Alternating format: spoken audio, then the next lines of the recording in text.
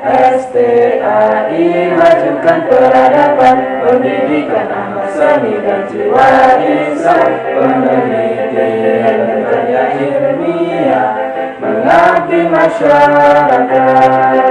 Assalamualaikum warahmatullahi wabarakatuh. Perkenalkan, nama saya Asyifatul Khairah. Perkenalkan, nama saya Bella Sukmani. Dan saya Bayatul Fatina. Kita akan mempresentasikan tentang hadis pendidikan.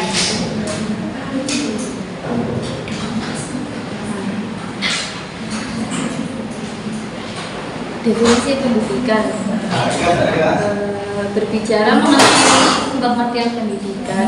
Dalam hal ini, An-Nahnawi mengatakan kata pendidikan berasal dari bahasa Arab, yaitu dari akar kata raba yarbu tarbiyah, yang artinya bertambah dan berkembang.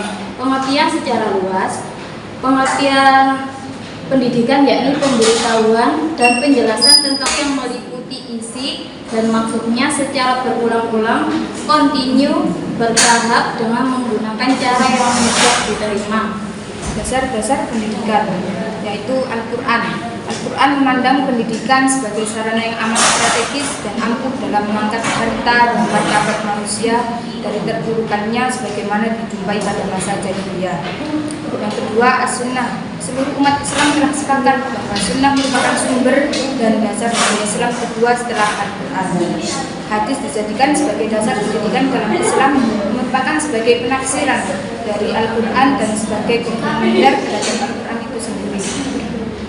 Dan Nabi Muhammad SAW sebagai suri tauladan bagi umatnya. Hadis tentang pendidikan. Ta'allamu wa'allimu wa tawadu'u li mu'allimikum wa la ya'lamu li mu'allimikum. Belajarlah kamu semua dan mengajarlah kamu semua dan hormatilah guru-gurumu serta berlaku baiklah terhadap orang yang mengajarkanmu. Riwayat Tabrani.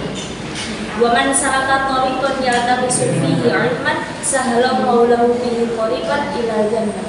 Siapa yang menempuh jalan untuk mencari ilmu, maka Allah akan mudahkan baginya jalan menuju surga.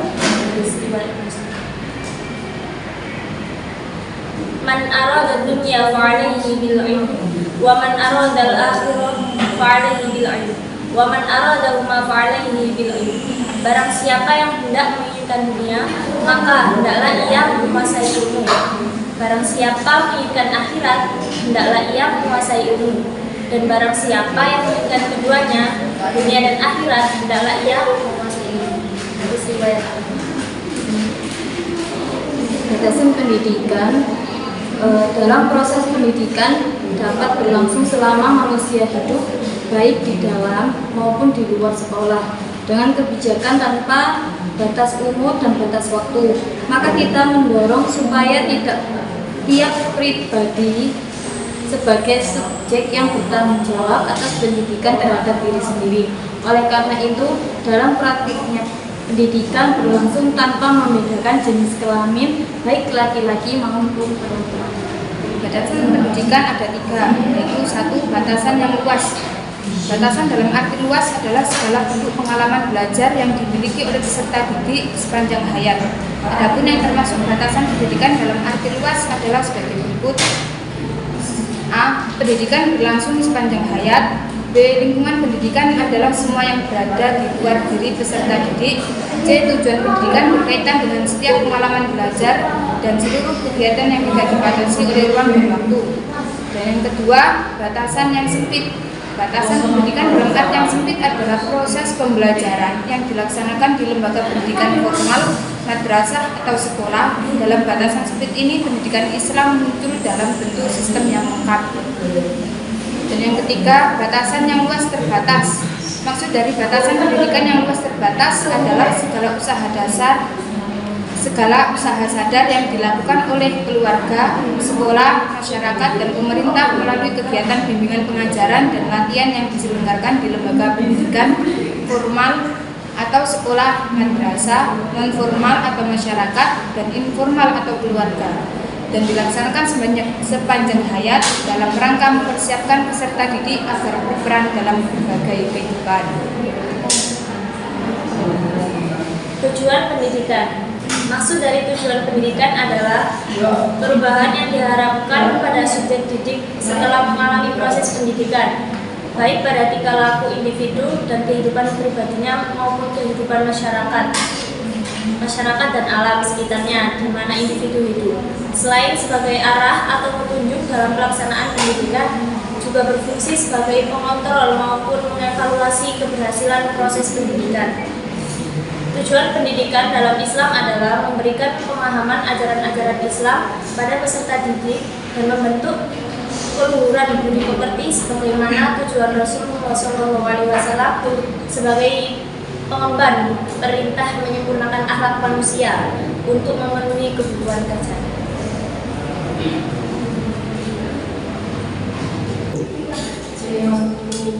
Saya akan menjawab pertanyaan dari Mbak Diana. Bagaimana pandangan Islam terhadap posisi manusia dalam bidang pendidikan? Islam memandang pendidikan itu sangat penting adanya, karena dengan menjalani sebuah proses itulah seseorang bisa mendapatkan ilmu pengetahuan yang dapat menunjang taraf hidup dan posisinya di hadapan Allah dan manusia lainnya. Saya akan menjawab pertanyaan dari Mbak Sudia. Apa saja tantangan yang dihadapi dalam penerapan pendidikan dalam Islam di era modern ini? Ada 3 tantangan utama yang kini dihadapi oleh pendidikan Islam, yaitu kemajuan intek, demokratisasi, dan dekadensi moral. Pada intinya, lembaga-lembaga pendidikan Islam harus mereformasi kurikulumnya agar dapat menyiapkan sumber daya manusia yang unggul dan memiliki daya saing dalam menghadapi kompetensi global.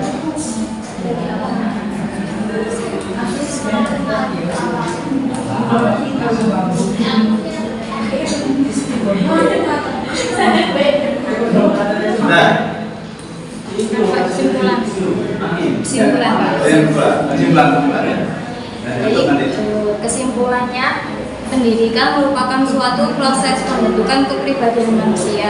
Karena itu, pendidikan dibutuhkan oleh setiap orang, baik laki-laki maupun perempuan. Selain itu, sebagai suatu proses, pendidikan tidak hanya berlangsung pada satu saat saja. Akan tetapi proses pendidikan harus berlangsung secara berkelanjutan dan terus-menerus serta dilakukan sepanjang hayat. Oleh sebab itu, Islam memberikan perhatian yang sangat besar dan istimewa terhadap pendidikan. Sekian presentasi dari kami. Wassalamualaikum warahmatullahi wabarakatuh.